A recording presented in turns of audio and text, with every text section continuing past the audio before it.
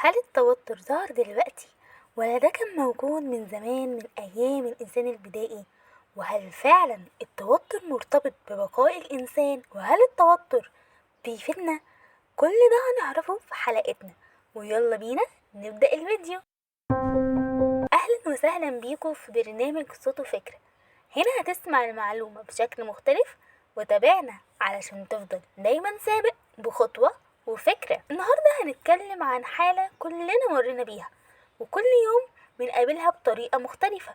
موضوع حلقتنا هو اللي بنتوتر. في البداية لازم تعرف ان التوتر مظهرش دلوقتي او امبارح او من فترة صغيرة، لا، هو موجود من آلاف سنين لما كان الإنسان بيعيش في الكهوف وخايف من الحيوانات المفترسة كان بيتوتر. يعني التوتر مرتبط ببقاء الإنسان من الآخر كده، من ساعة ما الإنسان اتولد وهو عايش في توتر.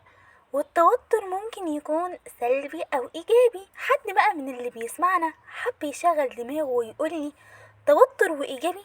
طب إزاي؟ أقولك أنا بقى، لولا توتر الإنسان البدائي وخوفه من الحيوانات المفترسة والطبيعة ما كانش اتطور وصنع أدوات يصطاد بيها ويدافع بيها عن نفسه. حد بقى تاني بيشغل دماغه كتير، طب ده الإنسان البدائي، أنا بقى الإنسان المعاصر أستفاد من التوتر إزاي؟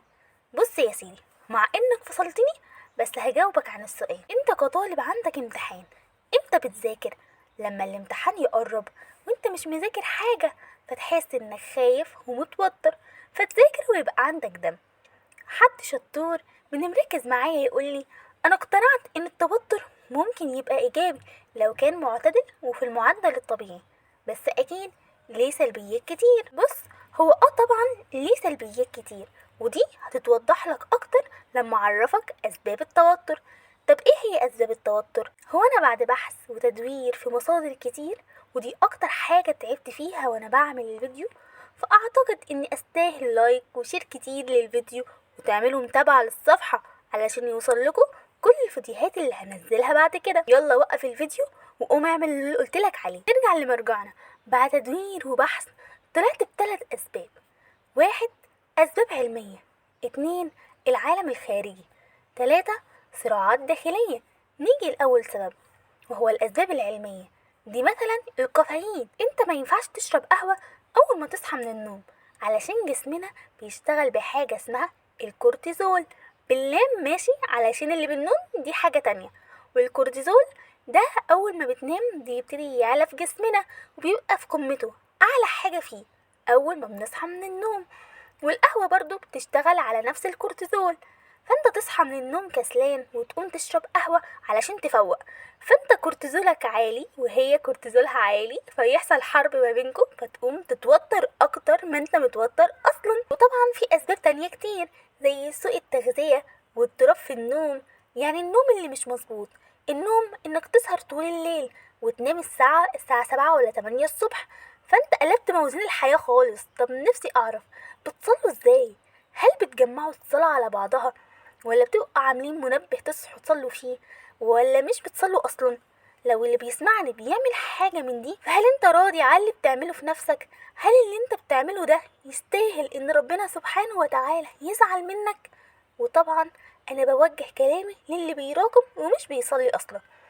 وانا اسفه ان طلعت عن الموضوع الفيديو النهارده، بس دي مشكله بتواجه كتير مننا وحسيتها فرصه ان نتكلم عنها. نرجع لمرجوعنا. المفروض النوم الطبيعي يبقى 8 ساعات علشان بيبقى ليه اثار سلبيه بعد كده، وكمان التوتر ممكن يبقى جينات انت ورثها من عيلتك. تاني سبب العالم الخارجي، زي الضغوط في الشغل او في الدراسه او خايف تخسر الوظيفه بتاعتك.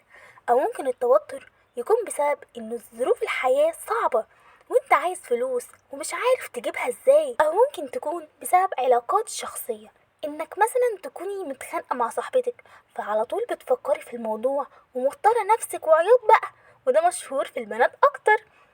تالت سبب بقى والاخير هو الصراعات الداخليه. هو غالبا بيبقى بسبب الصراع بين الرغبه والواجب، الصراع بين العقل والقلب.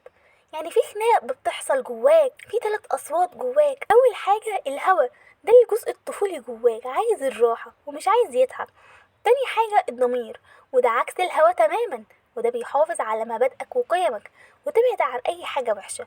تالت حاجة بقى هي الأنا، ودي بقى اللي بتوازن بين الهوى والضمير. هقول لكم مثال: انت محتاج تذاكر، ده الضمير او الواجب، وكمان نفسك تتفرج على فيلم، ده الهوى او الرغبة. انت لو فضلت الفيلم هيجيلك تأنيب ضمير، ولو ذاكرت غصب عنك هتكون مش مركز ومتوتر، ونتيجة الصراع النفسي الداخلي ده هيجيلك توتر. بعد ما عرفنا الأسباب، هتكلم بقى عن الطرق العلاج. وأول طريقة هي الاسترخاء والتنفس العميق، ان انت بتعمل شهيق وزفير 5 مرات او لحد ما تحس انك ارتحت. تاني طريقة هي الرياضة، انك لما بتلعب رياضة او ترقص، ما هو الرقص رياضة برضو، انك لما بتتحرك مخك بيبدأ يفهم انك بتعمل مجهود وانك تحت ضغط، فبيبدأ يفرز هرمون الاندروفين اللي بيقلل التوتر وبيحسن حالتك المزاجية وبيخليك تنام نوم عميق. بجد ايه الدلع ده، بيحس بيا اكتر من امي بجد. تالت حاجة هو التواصل مع الناس اللي انت بتستريح معاها بقى وتقعد تفضفض ليهم، بجد بيفرق قوي وبيقلل التوتر وعن تجربة. رابع حاجة هو انك تفكر بطريقة ايجابية، وان لما يحصل لك موقف ما تقولش انا فاشل او انا فاشلة وتقعد تجلد في ذاتك وتوتر نفسك. قول انا بمر بظروف عادية والحمد لله ان هي جت على قد كده، ومفيش حياة من غير مشاكل يا صاحبي. خامس سبب الجانب الروحي، هو ان مهما حصل لك من مشكلة او كنت بتحلم بكلية معينة ورحت كلية تانية، ما تزعلش وتقعد توتر نفسك، ما هو اختياراتك عمرها ما هتكون احسن من اختيارات ربنا سبحانه وتعالى ليك. ومش شرط تعرف ليه ربنا اختار لك الحاجة دي او الكلية دي، علشان لو عرفت السبب في المستقبل وقلت الحمد لله انك دخلتني الكلية دي، او لسه معرفتوش، فانت خليك متأكد ان الحاجة دي اكيد خير ليك. وما تنساش ان ربنا لما بيحب عبده بيبتليه علشان يرجع يقرب منه، فيا بخت اللي ربنا مبتليه. والحمد لله كده خلصنا حلقة النهاردة. اي نعم طولت شوية وطلعت بره الموضوع كتير، بس الموضوع فعلا كان مهم ويستاهل، ومستنية اقابلكم في حلقات تانية كتير. وسلام.